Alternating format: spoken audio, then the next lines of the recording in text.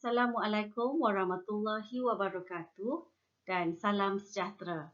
Nama saya Cikgu Aiza dan hari ini saya akan menerangkan satu topik dalam RBT tingkatan 2 iaitu reka bentuk aquaponik.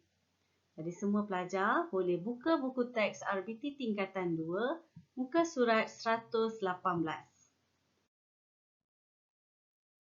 Apa itu aquaponik?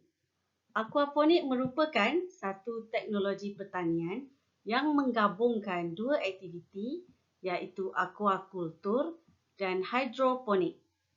Aquakultur ialah aktiviti ternakan ikan, manakala hidroponik adalah aktiviti menanam tanpa menggunakan media tanah.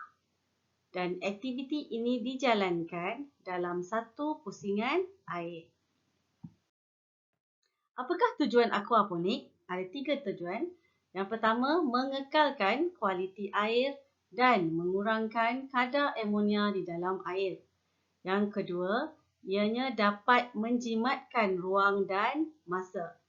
Dan ketiga, ianya dapat menghasilkan dua jenis makanan manusia secara serentak, iaitu tanaman dan ikan.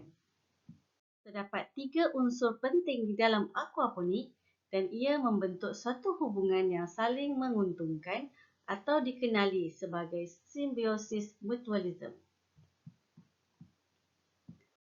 3 unsur tersebut ialah kewujudan tanaman. Tanaman menyalurkan oksigen kepada ikan dan memberikan air yang bebas amonia. Yang kedua ialah ikan.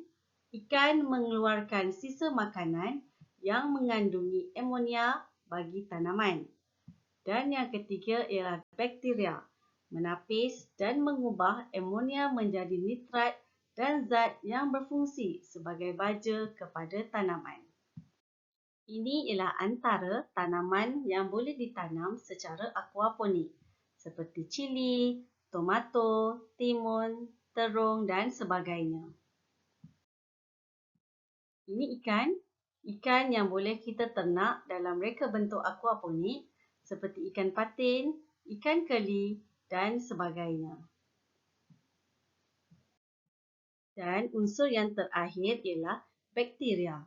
Bakteria berfungsi untuk menguraikan amonia menjadi bentuk yang boleh diserap. Terdapat 2 jenis bakteria iaitu Nitromonas dan Nitrobacter. Nitromonas mengubah amonia menjadi nitrit, manakala Nitrobacter menjadi nitrat. Ini adalah contoh Nitrobacter, bakteria Nitrobacter yang boleh kita letakkan di dalam tangki ikan. Itu saja yang kita belajar pada hari ini, iaitu maksud aquaponik, tujuan aquaponik dan unsur aquaponik. Kita akan berjumpa lagi di sesi pembelajaran yang akan datang. Terima kasih.